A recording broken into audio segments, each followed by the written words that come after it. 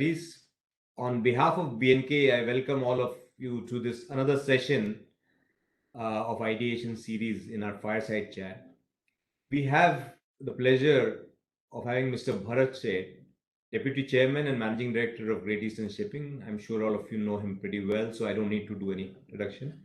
Mr. Sheth, thank you so much for attending this Fireside Chat and giving us your valuable time.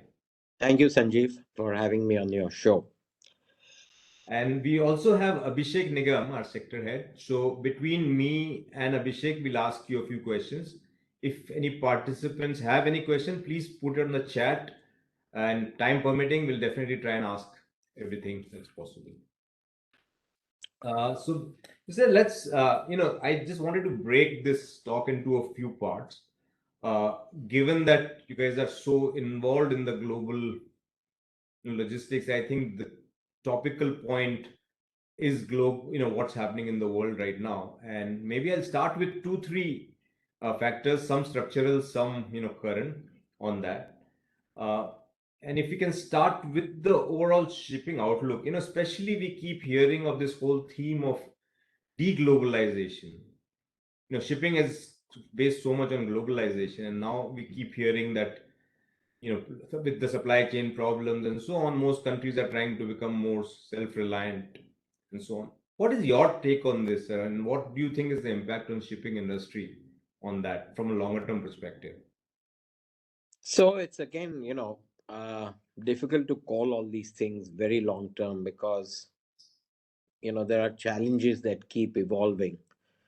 Uh, and at the end of the day, whatever one might talk about deglobalization, I think there will be a limit to it because unless countries that are not as cost competitive today really become cost competitive, there is only so much that you can pass on to the consumer.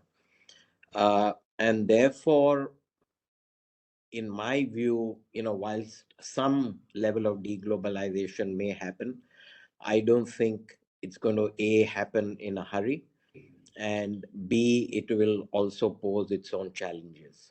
So I think we've just got to wait and see how it all pans out. Uh, but yes, I think with a lot of the supply chain challenges that we are facing today, I know there is a lot of talk of deglobalization being a desire in many countries. How much of it pans out, we have to wait and watch.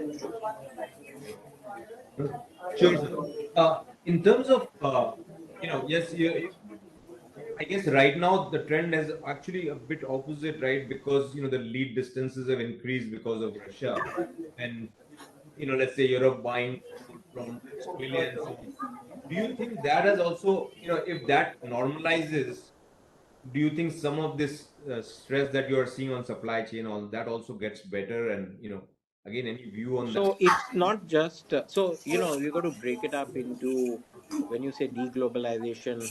Obviously, there are some things to do with natural resources, Right. and natural resources are obviously you cannot deglobalize. So if grain is growing in one part of the world, you can't expect another part of the world to grow the same quantity or quantum of grain or oil or iron Exactly. ore or coal.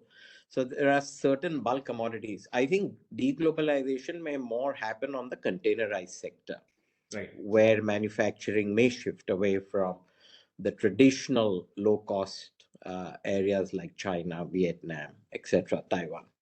Hmm.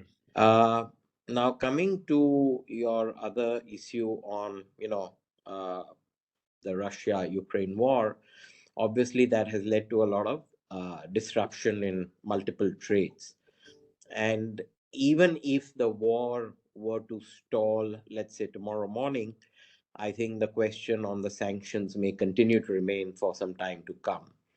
So I think it is not just the war, it's also to do with how the US and Europe continue their sanction trades and whether they are prepared to go back to buying a lot of their energy from the Soviet Union, I mean, no, from Russia, or would they rather continue to be more broader based? So this could be a more structural issue rather than just limited to today's war.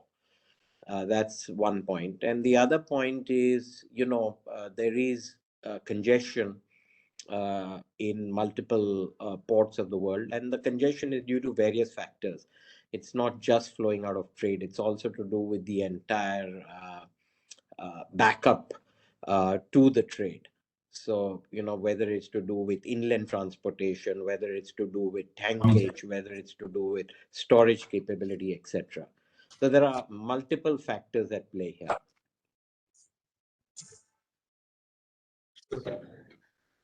So, and coming to the other theme, one is deglobalization, the second is decarbonization, which I guess has more direct impact potentially on you, given your dependence so much on, let's say, oil and the energy sources.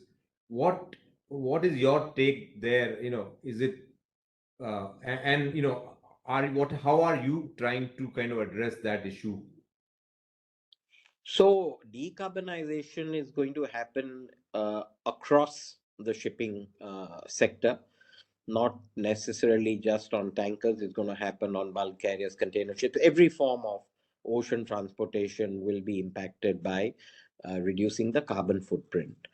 And as a company, we've already initiated certain measures whereby we are retrofitting our vessels with whatever we can do today to reduce the amount of CO2 emissions on our existing fleet. Obviously, on the existing fleet, there's only so much you can do by retrofitment of equipment and by also reducing the or derating what we call the engine. So that's one thing. We are putting superior paints. We are adding fuel efficiency measures across the fleet. So we are spending, I think we have spent a little over $10 million in various retrofits in these last couple of years. And we have, over the last 12 months, seen a 4% reduction in our CO2 emissions for the same quantum of trade that we have carried. And we will keep trying to improve on this. We are also studying various fuels which could be compatible to existing engines, some without modification, some maybe with modification. So we recently experimented on one of our vessels by doing a small voyage on a biofuel. And, it's all gone pretty well. Of course, it was just over 10, 15 days, but we are beginning to experiment with certain fuels. But it's a small step at this Right. stage. So that's on the maybe usage of fuel side, but in terms of you're also transporting a lot of oil and so on, and you think uh, are you looking to diversify into, let's say, something like an LNG or some other sources, or even diversify a business based on this at all, or you think that this is right now too it'll take too long for anything to change? So we will, it's not that we will not look at other maritime sectors. So you mentioned LNG. Now we have looked at LNG in the past. LNG is, a very concentrated bet Yeah. because each of these larger LNG ships cost upwards of 200 million a pop. And when we were also building the oil and gas business through Great Ship, where we did the rigs, which were also 200 million a pop, Hmm. we thought that we could not do everything together, right? But we could possibly look at it. In fact, we have got a group that is now looking at that possibility. Whether we do it or not, I think it's too early to tell. Hmm. So that's on LNG. There are other sectors as well that we could look at. But again, it's all work in progress. So maybe it's a little too premature for us to talk about it at this stage. Having said that, it's not as if we want to overnight reduce our presence to the hydrocarbon space. I Hmm. think oil still has a future ahead of it, and it's not as if the demand for oil is going to fall off the cliff. In a Hmm. calibrated way, it will. I think clearly with climate change. I think that message is loud and clear that uh, there is a lot of focus on the hydrocarbon sector, but I think it has to be better calibrated. Renewables is not happening overnight, Mm, and whatever progress we make is going to be very gradual. So we mm, think there are still multiple cycles that will lie ahead of us in the hydrocarbon space, and we clearly want to capitalize on those cycles. right. Sure. So coming to your business and strategy, obviously, you guys have across cycles done extremely well in terms of, so many shipping companies actually go bust in cycles, whereas you guys have actually the NAV, for example, in last so many years has been very resilient. Uh, and I hear from you in the past also you've mentioned about how almost like an asset management business. Uh, I may even call you a value focused hedge fund where you can take leverage when you want. And but how would you describe yourself more, in this, and where do you think you're heading now, given that you've established such a long track record of managing volatility? So, I mean, I guess we've managed the volatility more, I think, driven. So if you take the headline news, I think we've always been relatively conservatively leveraged. Hmm. And, obviously, when markets have done very well, we get criticized for it. And when markets do very badly, we get praised for it. Right. So it's all over the place. Right. But that has really helped us. Hmm. Um, I think if you really break it up between, there was a time when we were, I would also admit, more momentum players Hmm. than value players. I would say in the last 6, 7 years, we've really moved more towards being value players. And I can tell you that the results are really showing, because if you break up the last 10, 15 years into, years 1 to 7 and then 8 to 15, you would see that, in years 1 to 7, whilst the NAV was probably growing at 5 to 7%, in the last 6 to 7 years, it has grown at upwards of, 15%, right? So I think we will more now remain focused on value. It will obviously mean that there will be periods of time when you may see zero growth or even some degrowth, Hmm. because there will be times when you want to encash um, the the elevated prices on some of your assets, Hmm.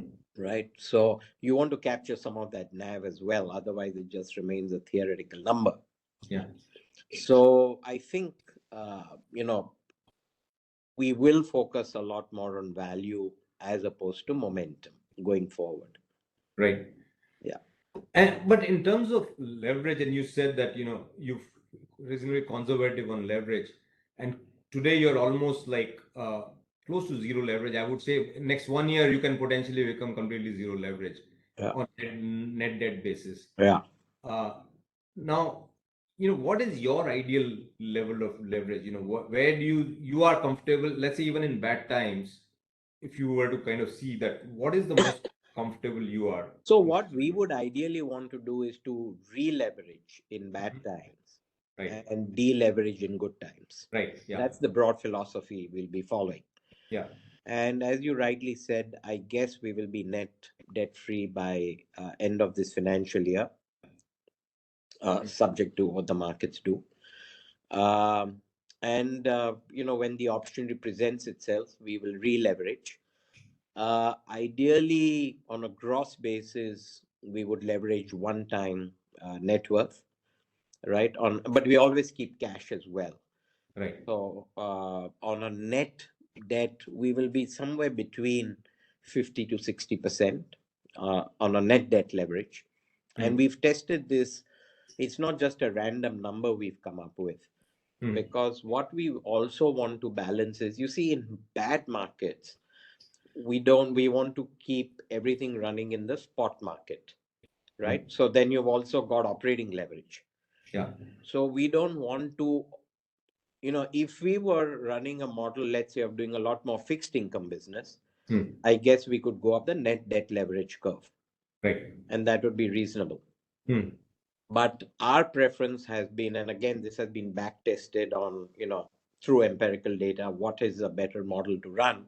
Hmm. We believe that you're better served longer term being more conservatively net debt leveraged, i.e., 50-60%, but then you can max out on your operating leverage Hmm. and still be very, very comfortable in all your debt servicing obligations, so on and so forth. Right. So, but maybe a counter point to that, India has had a India has always had a huge coastline. We have never had a very large shipping company from India. And given your track record, given where you are, don't you think this can be built into a very large potential business? Because if the strategy that you are talking about, we may not see the kind of growth that is required of a very large business. So is that a fair, how would you look at that? No, so obviously there is a lot of opportunity. It's not just the Indian trade, because a lot of the Indian trade is also C&F trade. Not everything is FOB. Hmm. And therefore, you just can't take Indian trade in isolation, right? Because if it's C&F, it's not necessarily available to the Indian shipping company. True. But just stripping all that aside, I think the way we look at it as Great Eastern, India is just another destination, Hmm. right? So we are not focused on Indian trade. We look at it as what are the opportunities globally, and I think that has enabled us to take a much broader vision of the opportunities that there are in the world, rather than just remain focused on India. Hmm. If you look at it about 3-4 decades ago, we were much more India centric, Yeah. and now we've moved away to say that, look, there is a much bigger world outside of India, and shipping is a global business. Hmm. So let's look at every possible opportunity that there is across the world, and Right. there are lots of opportunities. So the question is, can Great Eastern become a much bigger company? The answer is yes. We can, and I believe we should, Hmm. but always bearing value in mind. Right. So we are not going to grow for the sake of growth. Sure. So for us, it has to be balanced with, are we bringing value to the table? Hmm. So, what would prompt you to take that? So, one is, when you say value, I guess where I'm seeing a bit of, I guess, dichotomy is that, you're talking about being a value focus. So, you'll never buy ships or, add capacity in good times. So, you'll have to wait for the bad times Yeah. to In take that next leap of growth. Is that how you would look at it? Yes. In good times, in fact, we may degrow, Right. right, by encashing Hmm. certain assets, especially the older end, not the modern Right. end necessarily. But you sometimes get these great opportunities where even your older ships fetch you phenomenal value. Hmm. And then because they have a residual life, on those values to produce you your desired rate of return will could potentially be a challenge, Right. right? So we will look at encashing some of the older units, and also look at reinvesting when the time is next right in more fuel efficient tonnage, Hmm. for example. Right. So I would say, if you the much larger bits of growth will come in bad times. You might on the margin see some oddball addition in a average or a decent time, but nothing substantial. Right. So in good times, I guess we would degrow. Right.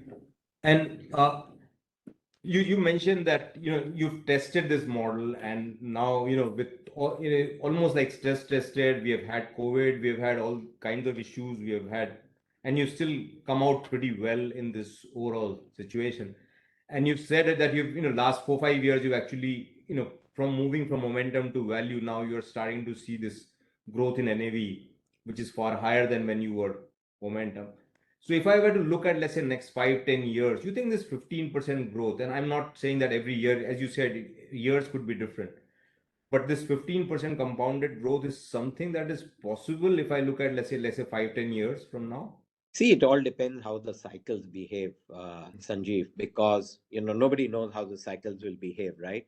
Yeah. I don't know when will we as a company get the next opportunity Mm. to put in meaningful investments, Right. right? Uh, but what I can say is that our targeted returns, I Mhm. mean, when we are looking at investing capital, we would like to have a high probability of producing somewhere between a 10 and a 15% dollar return on unlevered capital, Right. right? So then you bring in a bit of leverage. Yeah. And the moment you bring in some leverage, the 10 to 15 gets a kicker.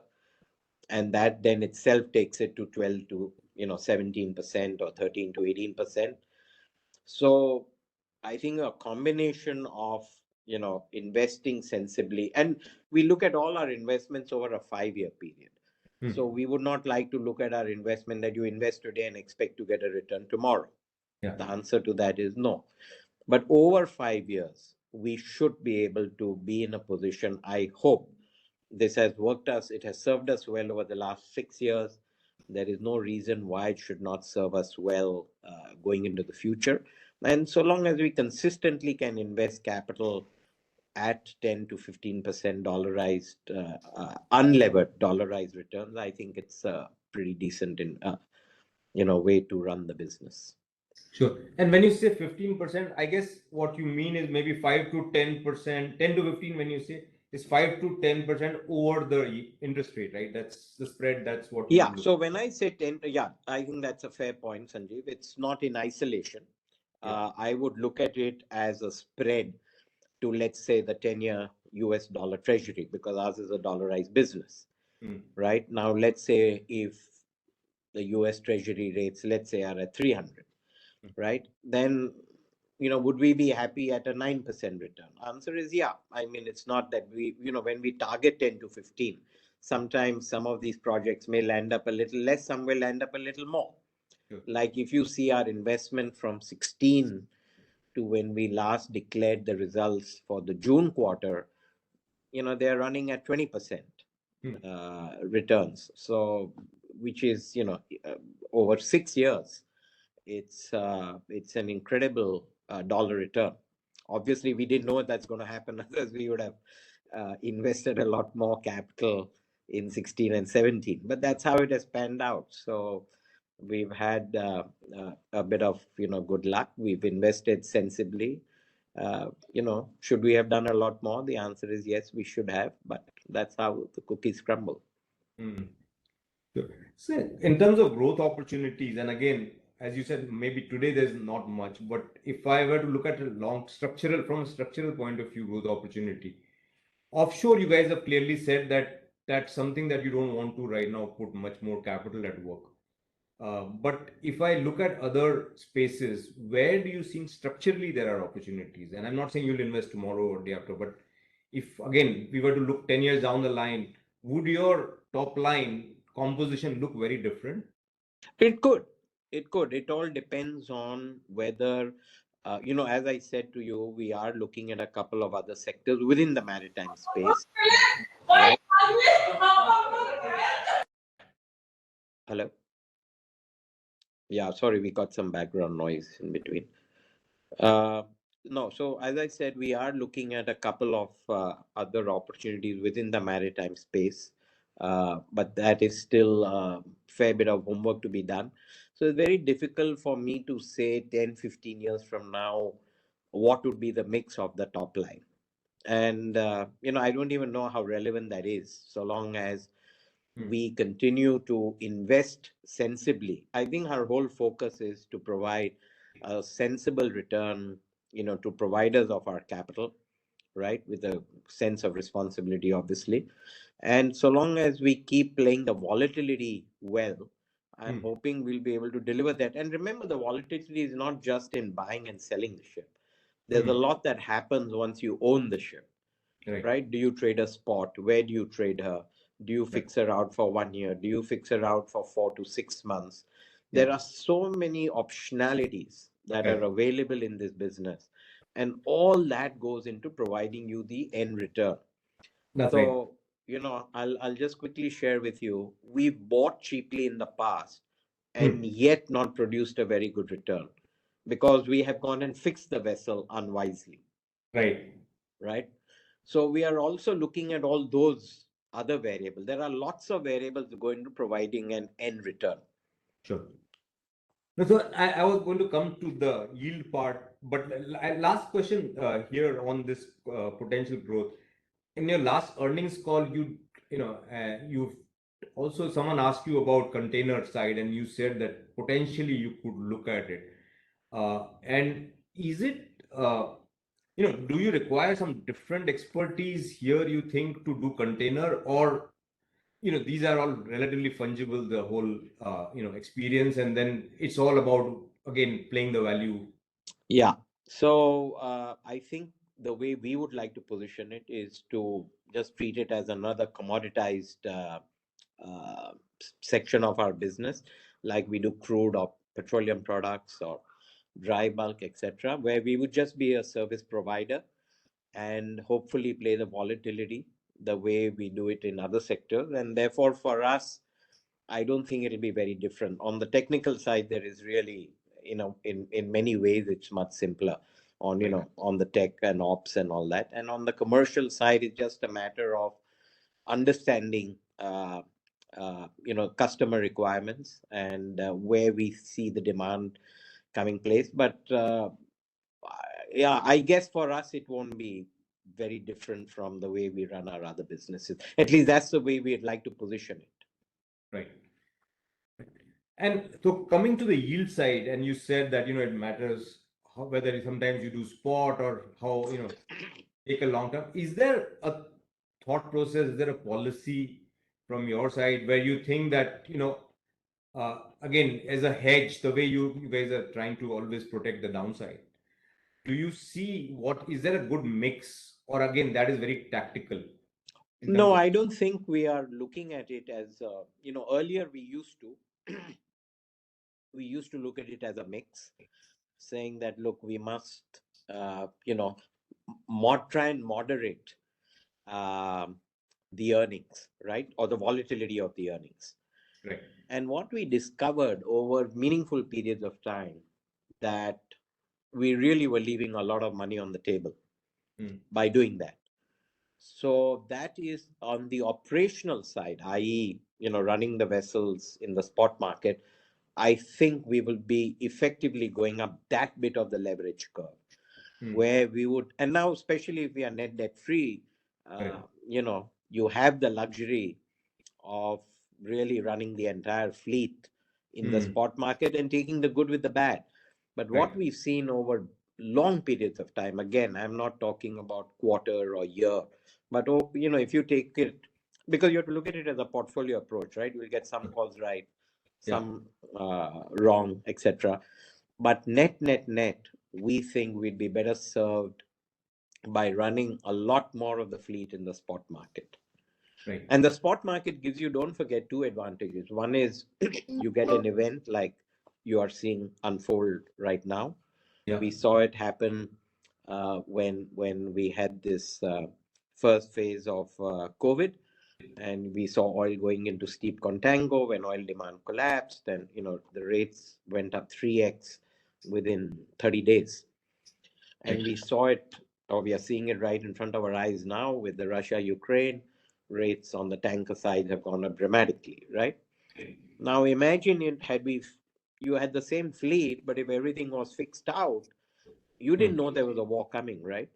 Yeah. And you would have the same fleet with much less earnings, Right. and that would affect your yield. So, and at the same time, it goes the other way around, right? Hmm. We are seeing that in dry bulk just now, where there's been significant decongestion in Right. China, and consequently the markets come off.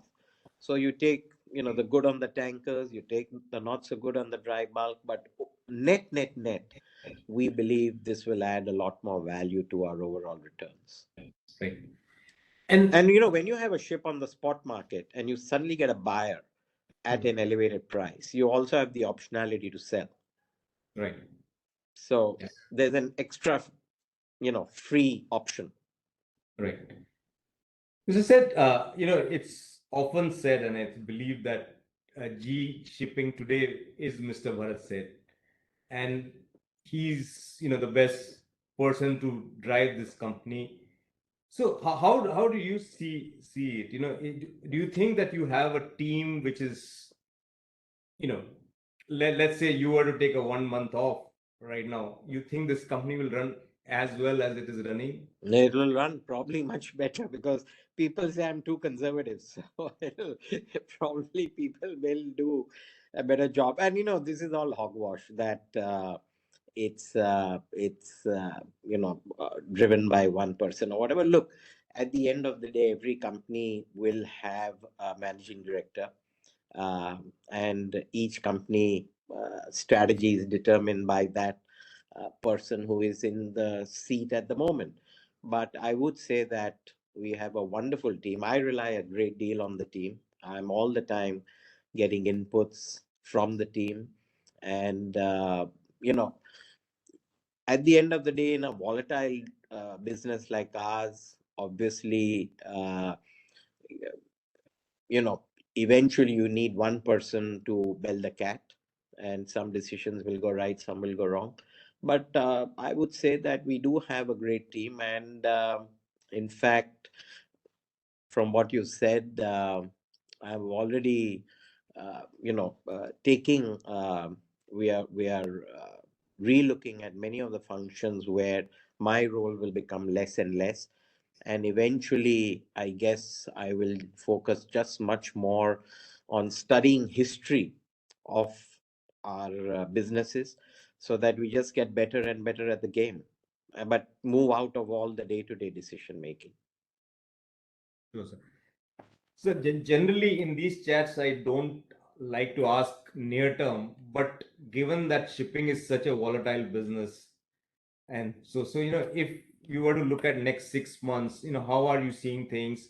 What about China? You have such a great vantage point to figure out what's happening in China. So I'd love to hear your views on this. What's happening according to you in China, and next 6 months. If I look at your sub segments, where do you see them? So again, Sanjeev, without I'm more than happy to. If I truly knew the answer, I'd share Right. it with you. But I can tell you that the volatility has been just so great, and it just moves literally by the day. Mm. And all I can say is that if you were to take an average, and that's why I like to look at yearly averages rather than these daily or weekly fluctuations. I think the tanker averages for this year will be meaningfully higher than last year. Mhm. The dry bulk averages, I think, are going to be lower than last year.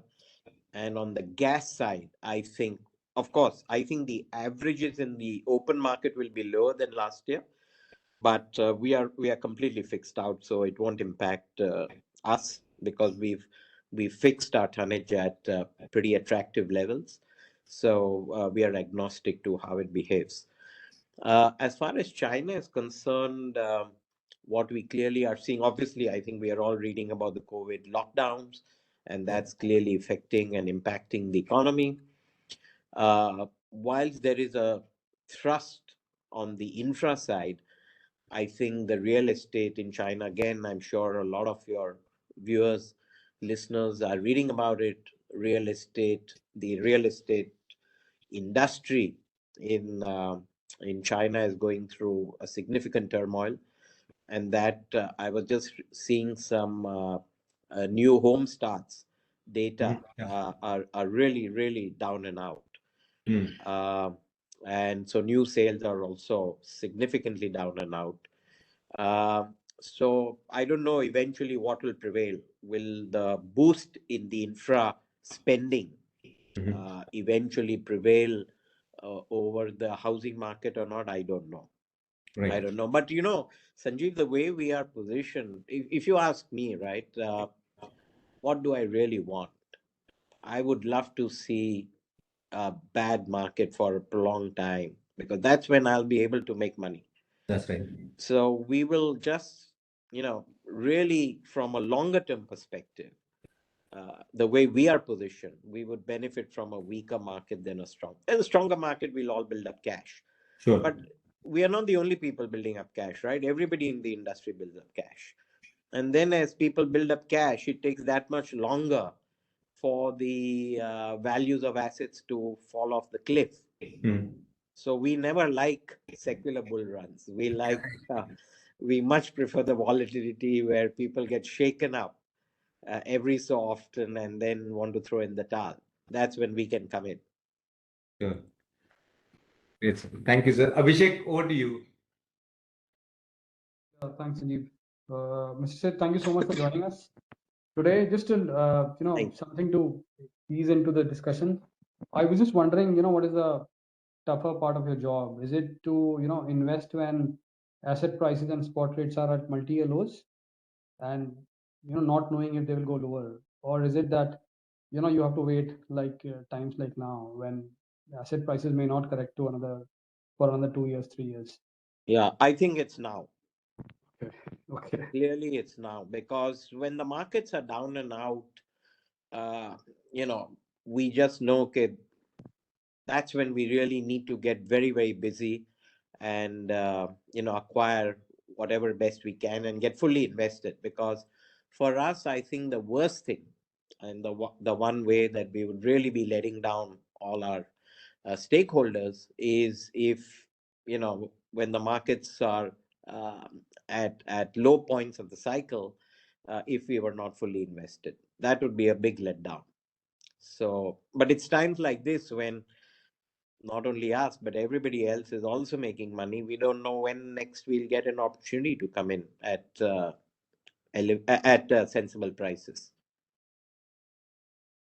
Fair enough. And I was just looking at some of the commentary on shipping outlook, and initially the expectation was that okay, the Russia-Ukraine war is sort of driving some of the congestion, and COVID is driving this, and ton-mile demand could go away, in some time. Now what we are seeing is that Europe is kind of getting into a multi-year sort of structural rerouting of trade routes, and you won't have deliveries for the next 2 3 years. Is it fair to say that there could be a fairly strong shipping market for the next 2 years or so at least? See, it's very difficult to say. I was just telling Sanjeev just now, right? If you just see what has happened to some of the dry bulk trades, particularly the bigger ships, the capes, right? That market has fallen off the cliff. Yeah. Now, again, there too, the supply side, if you look at the supply side, it's very controlled. So there are lots of variables that determine the market. And it's not just the headline news of, this is the supply, and hence there is no other concern that there is, because there are lots of other concerns as well. Supply chain concerns, congestion concerns. We saw what can happen. I'll just give you an example that the the Cape size is decongested by about 4.5% in the last 1 month in China. So suddenly you had an effective supply growth of 4.5% in a month. Okay. So you've got the nominal supply, and then you've got these other factors that tend to deviate your position from the nominal supply. Fair enough. Fair point. And if I look at GE Shipping, and I also look at some of the other global companies which I try to keep track of, just to keep track of the sector. Is there anything that you would want to highlight which you think you've done differently, or which are your best practices versus other peers in the region? So we look at, we keep benchmarking data globally. And I would say, particularly on the non-financial. See, first of all, you have to remember in the industry itself, only a minority of the industry is publicly listed. We believe about 25 odd percent of, the global sector is publicly listed. Significant majority is privately owned. So you don't have access to all the privately owned shipping companies' data.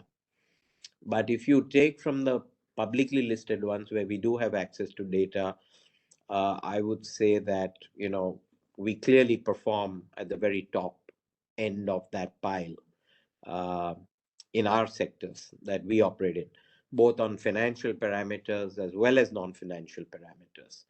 So we do these comparisons on a reasonably regular basis, and you know, at times, of course, there'll be somebody else doing better than us, and at times we are doing better than them. So I guess, but over meaningful periods of time, I would say you could say that from, if you did a full global comparison, we would clearly be in the very top quartile on performance, on risk adjusted returns as well. Fair enough. And so I was just, looking at the offshore business, and uh, in your own words, shipping allows you to be long and short. Offshore is kind of long only. It's kind of hard to sell assets.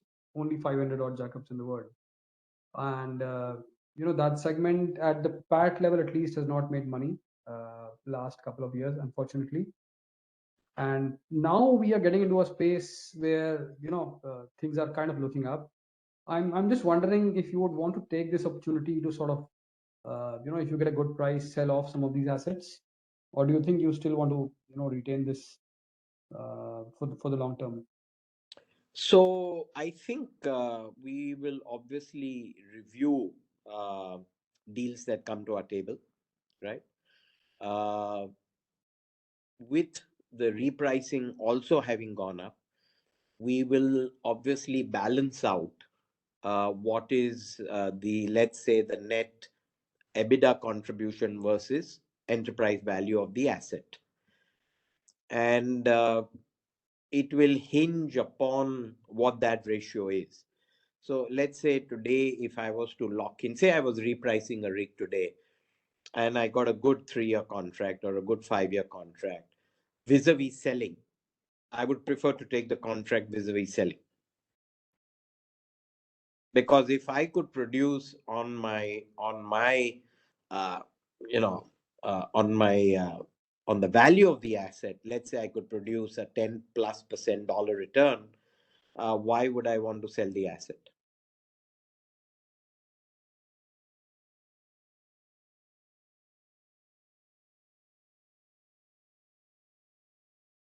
Hello.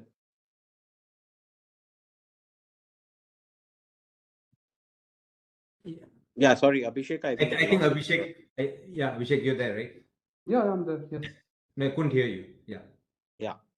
So go did ahead. you get that what I said at the end? Yeah, I got it. Yes. Yeah. Yes. So, I was just looking and through the outlook and reading a couple of reports on shipping. Broadly, what it looks like that deliveries could be very few over the next couple of years, 2 years or so. Asset prices, they remain high. There isn't that much space, honestly, for a value-focused investor to invest capex, and you are already getting into a position where you are going to be sort of net debt uh, or net cash positive number. So I'm just wondering, from a capital perspective, is there space for dividends to rise? uh, I think on the margin maybe, but not in a meaningful way. And I'll tell you why. Because eventually we are a capital intensive business, and the purpose of sitting on, you see, it's not easy for us to go pay dividends again, take capital as and when we want it from our investors, and so on and so forth. And the transaction costs and all these are very heavy. So I think, uh, again, I repeat, on the margin maybe, but not in a meaningful way, because the whole purpose of preserving the capital is that we clearly hope to make up for the time when we have to sit on the cash. And we've done, again, enough exercises on this to say that, again, over meaningful periods of time, 5, 6, 7, 8 years, even if you sat on this cash for 3 years, right? If you were a value buyer, you more than make up the 3 years that you had to sit on the cash. Now, obviously, if I have to sit on the cash for 10 years, then that's a completely different cup of tea. And I don't believe that that will happen, because we've seen that in our industry, trough to trough, the median trough to trough is about 3.5 years. Of course, at times it can stretch. And that's why I was telling Sanjeev just a little earlier that, eventually in the long term, more disservice is done by a secular bull market industries in the industry, because people become irresponsible with the capital that is being generated, and everything stays elevated for long periods of time. So that's always a risk we take, and it's a risk we are prepared to take, but we don't wish to really move away from the discipline of being value. We've burnt our fingers in the past by being momentum players, and we just really don't think we should be making that mistake again. Fair enough. So the idea is more to sort of build a war chest which you can use. Yes, Right, right. absolutely. Because some of that war chest will just go into modernizing the fleet, and then there'll be a lot more that can also go into growing the fleet, because you've got two things to do at the same time. Fair enough. Fair enough. So last couple of questions from me. I was just looking at again the shipping space in general, and it's a little disappointing in the sense that we have as Sanjeev mentioned, a huge coastline. We have a very strong domestic steel industry, and we have inexpensive labor, but we don't have global shipyards and or world scale shipyards, and I wonder if that is a hindrance to producing good shipping companies. So do No, you no, think that's a no, no, constraint? not at all. Not at all. I mean, if you look at Greece, who's the most successful shipping industry Okay, globally? It's the Greeks, fair right? enough. Without a shadow of doubt. What has Greece got to offer other than tourism and beautiful islands? So Yeah, why of did course. they become the most successful ship owning nation in the world? Right? I guess that, they didn't have a domestic market. So they had to go out and see what opportunities do the world give us. Right? Fair. And I think the biggest risk is if we remain inward looking. If we just say, okay, let's look at the Indian market, let's focus on India, blah, blah, blah, we'll never grow globally. And if Hmm. you want really, if Great Eastern aspires to really become, you know, by international standards, if Great Eastern aspires to become a big ship owning company, it must look at the world at large. And there are so many opportunities.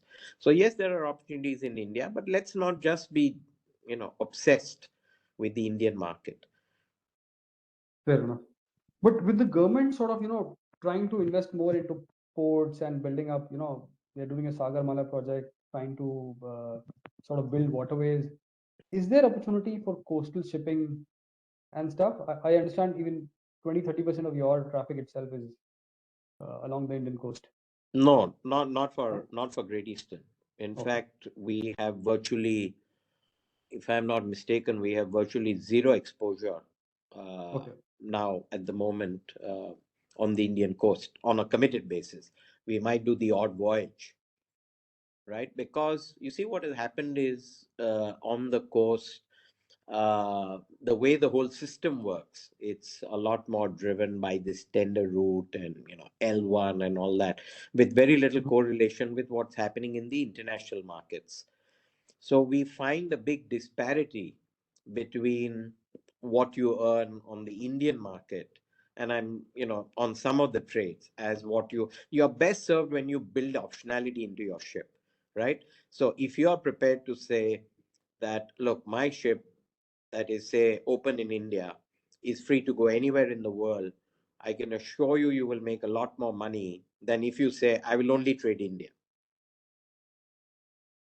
Fair It's enough. the optionality that you provide your customer that gives you your money. Okay. Okay. Fair enough. So Yeah. last So question from your me yields are much, much higher internationally than they're in India. in India. Okay. Okay. Yeah. Makes sense. So last question from me before I hand it over to Sanjeev. Just looking at offshore. So offshore day rates in India are almost half of or 30% lower if you compare versus international day rates. I think what's also not helping is, if I look at the recent regulation, windfall taxes on crude production. The point is, if I look at a company like ONGC, today their upside is sort of capped on the crude oil. So that's not really encouraging for a private player or even for a PSU to go and drill oil in Indian basins or Indian waters. So is there something that the government can do, or what the industry is can demand to sort of encourage offshore industry in India? I think the government is already doing that. In fact, there is recently a tender that is being floated for 12 jackup rigs. So ONGC is actually adding to the number of rigs that it, because some are purely replacement and then there are some additions which are coming through. I think very clearly there is a message from the Petroleum Ministry to ONGC that they need to increase the activity in order to become a little more self-sufficient in terms of energy, right? So we are seeing signs of that already happening, and once you take more rigs, automatically you need more boats, so one will follow the other. So I would say that's happening. And as far as the cess on domestic crude oil production, you might have read it's come off yesterday. I think they've made an announcement to reduce the duty on domestic crude oil, so that's at least encouraging as well. So I think all in all, we should see, even in the domestic sector, I do agree with you that there is a growing gap between the earnings of the assets now overseas versus what they earn in India. And obviously, that gap has to get bridged, because otherwise, how will ONGC attract, getting the rigs, right? It'll only, because why would people then come and serve India? They'll just go and serve it overseas. And that's exactly the point I was making in shipping, that if you only look at one market, you will always earn less than if you looked at multiple markets. And the same thing will happen in offshore. So I think as night follows day, ONGC will have to bridge the gap between what they have been accustomed to paying in India and what they will now be required to pay in India in order to secure tonnage. Fair enough. Thank you. Thank you so much, sir. And I'll now hand it over to Sanjeev. Thank Yeah. you. Thank you, Abhishek. Sir, I have a couple of questions that people have sent, and maybe if I can ask. One is on how do you build a culture of excellence in shipping company, because a lot of employees which are on ships keep on shifting companies. So how do you keep the culture and excellence and safety, efficiency, all those Yeah. parameters? So again, we have a very robust training program where people who say are first timers joining Great Eastern have to go through a pretty laborious training plan before we put them on the ships. We obviously we benchmark our salaries uh, every so often with our international peers. So we make sure that we are not underpaying at any level to make sure that we retain our seafarers. Of course, there are some taxation issues which we keep having a dialogue with the government of India on, but taxes is something where we do not control it entirely on our own, and so sometimes you lose people because they get more tax efficient remuneration from their global employers, and so sometimes you do lose good people. But on the whole, I would say that if you look at our record on quality and safety and all, uh, I would say that I would really say that we are amongst the best in the world. And in fact, I've even mentioned it in this year's annual report that on all measurable parameters, we've had our best year of the last 70 years. Right. Sure. So The we are second very question- focused on quality and safety. Sure. So second question is on the NAV that you talked about. So, 2012 to 17, the growth was not, maybe Moderate. 7-8% moderate, and then you saw higher growth into how, if you do attribution, how much is it due to ship prices? So I haven't actually got a breakup on how much Right. is due to ship prices and how much is due to pure spot earning. But I would say the two things that we have learned in this period, from the time that Lehman happened, we really, I think, re-looked at all our risk models Mhm. and did a lot more data analysis.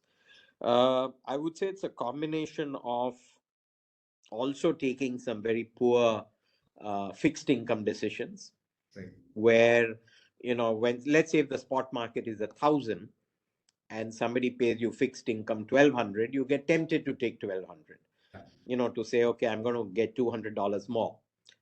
But with the benefit of hindsight, we were better served just sticking to the 1,000, because the 1,000 might go to 2,000. Nobody knows what Hmm. happens when you get these extraordinary events. Hmm. So again, if you take each transaction and you take the cumulative total of all that, Hmm. the P&L of all your decision making into a single bucket, we've obviously left a lot of money on the table. And therefore now, having learned from all that, we are only going into fixed income businesses at elevated prices. Right. And in a bad market, we will not go into fixed income, which we have done in the past. Right. And Right. I think that has also played a big role in increasing the net asset value. So it's your income, it's the Mhm. way you positioned your tonnage, as well as the asset values going up. Sure. So last question, are you seeing any indication of global slowdown, especially decline in oil demand? So there is, obviously with China, Hmm. there is some decline in oil demand, again because of lockdowns and all. But what we are also seeing is, today, clearly the crude oil market is currently doing very well. So I repeat that, let's not just look at the demand supply. There are so many variables that are determining where the freight market is settled, Hmm. right? You suddenly get, and it's all working on the margin. So on a given day, you just have suddenly, say, 10 cargoes for which ships are required.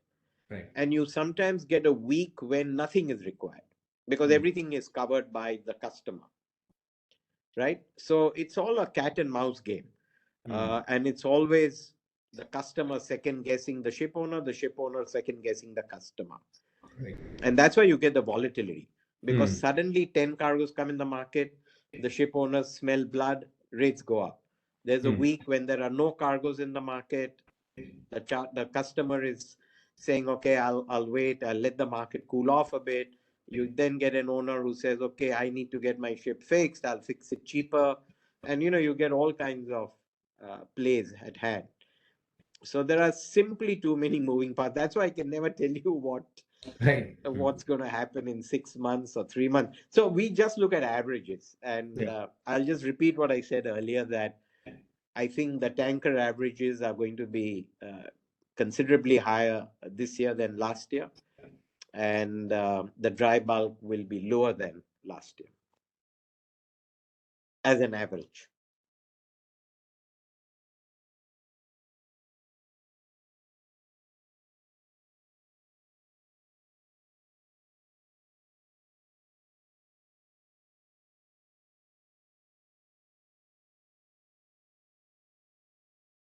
Hello? Yeah, Mr. Sheth, this is Abhishek. Yeah, Uh, Abhishek. Sorry. yeah, I think there was some internet issue. Sanjeev, are you around? Yeah, yeah, I think that in between, unless it's my line which went last part we couldn't hear. At least I couldn't hear. Uh, No, so Sanjeev, I'll just repeat what I said earlier, obviously in the call also, was that it's better to look at the yearly averages rather than take daily movements in the freight market. And I think if we summarize on yearly averages, it's our guess that the tanker averages will be meaningfully higher than last year, and the dry bulk averages will be lower than last year. True, sir. That's how we see it between now and the next 6 months. Right. Great. So I think that's it from our side, sir. Thank you very much for participating and giving your thoughts. I think it's really useful. I've always felt, I don't know why the stock trades so much below the NAV. I guess as probably market realizes that the volatility is not that high, NAV, hopefully that should correct. No, the volatility, honestly, the volatility is high. I think, I guess that, our industry does remain under researched, and people don't understand. It's the cash flow of this business is very, very strong. That's right. In strong markets, obviously, it's incredible cash flow. And it's not just net asset value, you see, because I'm a firm believer that shipping companies should trade at a meaningful premium to net asset value, because even at net asset value, you can't recreate That's right. the business, and B, it's like saying that experience is valued at zero. Right. Exactly. So you're just valuing steel. Yeah. But two people running the same steel will produce you two completely different returns. Yeah. So you can't say that I'll only value business at steel. Yeah. No, fair point. I completely agree with you, sir. Yeah. Yeah. Great, sir. Thank you very much. Thank you, Sanjeev. so Thank much. you, Abhishek. Thank and you. to all your other listeners.